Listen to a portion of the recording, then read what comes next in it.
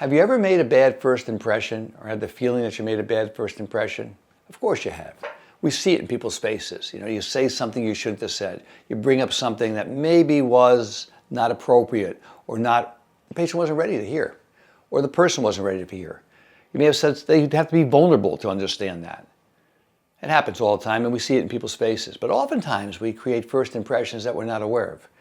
People will quietly cancel us. They'll ghost us because of something that we've done, how we look, what our office looks like. A number of years ago, I renovated the building that I currently work in. And this was about 25 years ago. I didn't have much money and I got a big mortgage and I bought the building. I thought it would be a great investment because the building was a previous dentist's office. However, the building needed a lot more work than I thought. I had to gut the whole building. So that meant I had to spend a lot more money. And I did, but I ran out of money. The inside of the building was beautiful. I put in a teaching center. I had a whole video conference hall, 7 brand new operatories. Everything was brand new, beautiful floors, beautiful furnishings, and it looked great. And people loved it when they walked in. It took me 2 years to build this building. And one day a patient came in and he said, "I love what you did with the place." And it was a patient that was a substantially successful patient. He was a builder, and he did a lot of buildings in the area, and he had married to a well-known family. And so when he said that to me, my heart swelled with pride, and I felt really good about the building.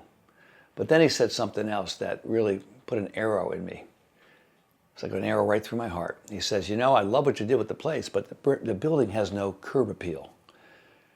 And he was right, because when you pulled up to the building was not newly painted.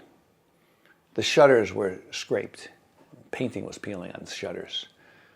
I did not have irrigation, so the lawn didn't look very good. I didn't pull out the bushes that were there for the last 40 years. The outside of the building did not look very appealing. There was no bushes leading into the office with roses like they are today. There was no planters on either side.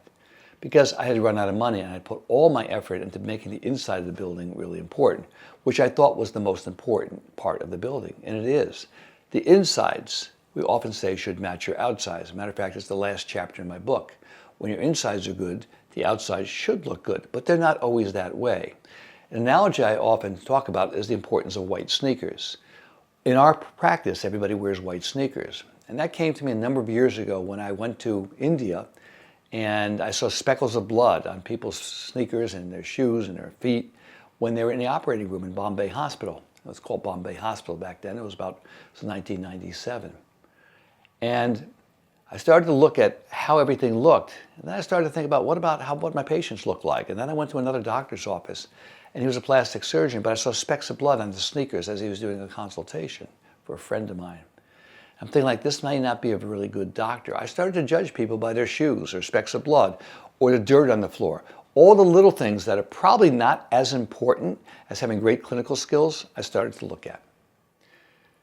And then I realized people are looking at that then.